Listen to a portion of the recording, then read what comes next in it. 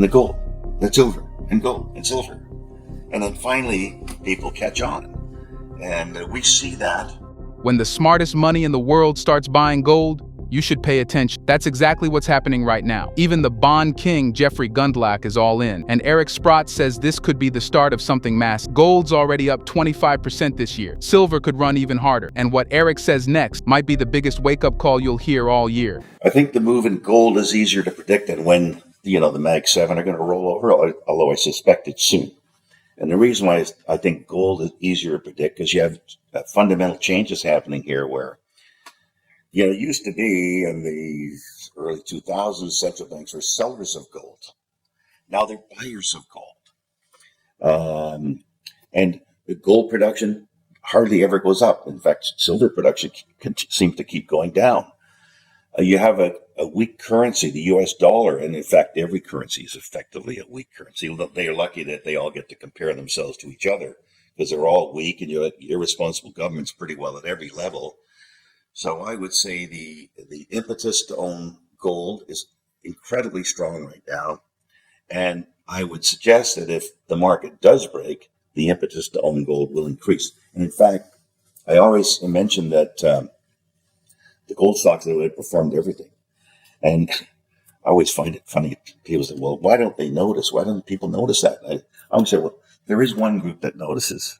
It's the computers notice. When you get the handout every morning, what's working and what's not working, and the gold, the silver, and gold, and silver. And then finally, people catch on.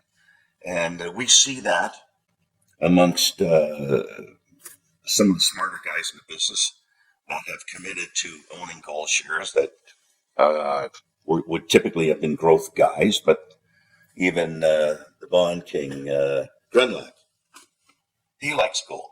He can see where it's all going. He's the bond king, but he likes gold and is reasonably outspoken about it and confident about it. And there's a lot of, you can feel the interest building here. And of course, as you know, through the experience of watching financial markets, when something starts working, everyone eventually gets there and you get some kind of blow off. And I think the targets for gold, if we go up as much as we did in the last two bull runs, we have a long way to go in terms of pricing of gold and silver. And perhaps it'll be even more exciting for silver in my mind. I have said this before, that I think the big companies have cast a pall on the investment in gold because they have underperformed. I think Barrick used to produce 8 million ounces back in 2000. Now they produce 4 million ounces. Well, that's not exactly a formula to make a excessive return.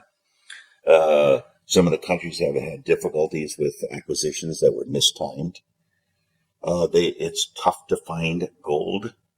If you're going to be a big company and they're going to go out and drill, the likelihood of being successful is not high. And the cost of drilling is expensive. So they kind of sit in the weeds and wait to buy something. But I'm always surprised that, I'll give you the example. I'm the chairman of Kirkland Lake. We have purchased the Fosterville mine in Australia. It's so obvious to me what kind of money we're going to make year, 2 year, 3 years out. The stock was, let's say, at $10 or $12. And nobody approached us.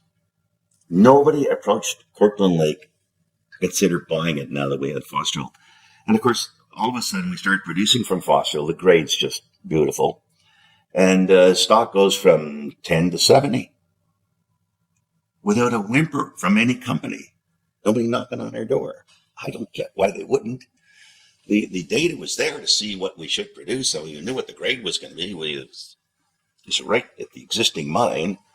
It was pretty well a layup in my mind. And of course, that was a tough time for the gold stocks too. I think we're probably talking, 2015 to 2020 when everything was just awful, except for Kirkland. And finally, I found it rather odd that I was no longer the chairman when Agnico bought it and paid no premium, which I thought was kind of weird. I suspected it wouldn't happen like that if I was the chairman, that we would sell it for no premium. Or maybe we'd still exist today and no one would buy us. But there's lots of opportunities, but the big companies seem to be asleep at the switch. I would say that now. I have some companies that I really like. And I'm loath to talk to a big mining company about them. I don't want a bid on certain things because they're so cheap. Let's let it play out here. I might have a stock, one stock that is a favorite of mine is Free Gold, trades at $1. They just came out and said they had 30 million ounces, but they actually cut it back and said, well, let's call it 23 million, but it really was 30. And in Alaska, beside the Fort Knox mine that Kinross has, it has everything. And it was trading at about $10 an ounce in the ground. Oh, why wouldn't somebody buy it? Why wouldn't? You can't find gold for $10 an ounce. Why? What's wrong with Alaska and 25 minutes from Fairbanks and road there and the state that likes mining? But no one's. Well, I know lots of people have met with the company just to chat, but no one's ever gotten serious about doing anything, which is fine. I'd like to see the stock go from $1 to $10. I always say this, that I probably have way more losses than gains. And I do have probably more losses than gains as we sit here right now, okay? I mean, I might be able to come back here 3 years from now because I rarely sell anything. And say, oh, it all worked. As the price of gold is $3,800 and everything's levitated by 500%, then fine, I'll be okay. But if I sit here right now, I'd say I probably have more losers than winners. But it is a very, very big but. When you know you have a winner, you focus. You just keep pushing. You keep pushing. And so, I mean, I have companies that own 45% of, 30% of. I got many that I own 20% of. I bought 2 this week where I already had like 13 or 15% and I went to 20. I said, okay, it's coming together. Price of silver is going up. Or this guy's got a new thing happening and it's all looks like it should work out. And so I go deeper. I might own 300 different companies, but I put new money in 2 of them. And it's more than that. I mean, this year I probably put money in whatever, let's say 10 different companies. And of course, those 10, when it's big money, sometimes I'll just, do something to help a guy, that needs $500,000 or $1 million, something like that. But when you're writing 5s and 10s, you know that you're actually giving it some thought here, and it's purposeful. And so I am always re-looking at the things you own and what's happening here and why is that stock starting to move? And they're pulling up the minute. Oh, you got some new drilling going on. Well, okay, let me go take a look at the drilling here and I'll, go back and review it. Okay, this is starting to make some sense. So fine, maybe I'll just amp it up a little. And that's what you do. You keep pressing the bet is what you do. But is there? I do the same thing when I'm at the casino, by the way. When I'm at the casino and I have their money, I bet more. I mean, the most recent one is pure gold mining, where I probably had a position that way at one time was worth $100 million. I may have put, I don't know, 30 million in it, cash, or 40 million. I don't know what the number was.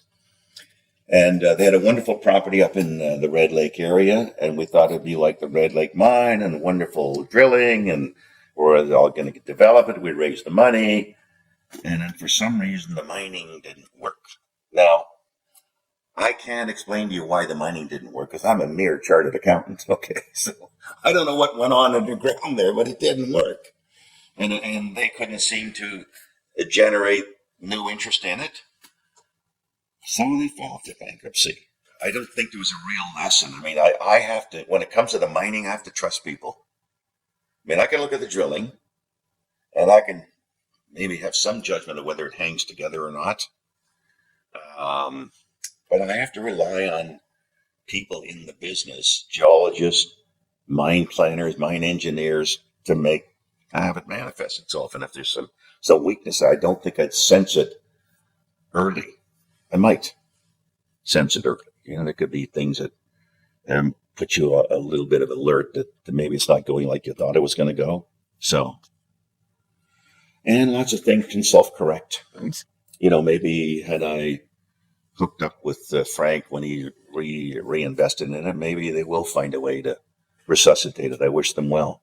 If Eric's right, we're only at the very start of this move.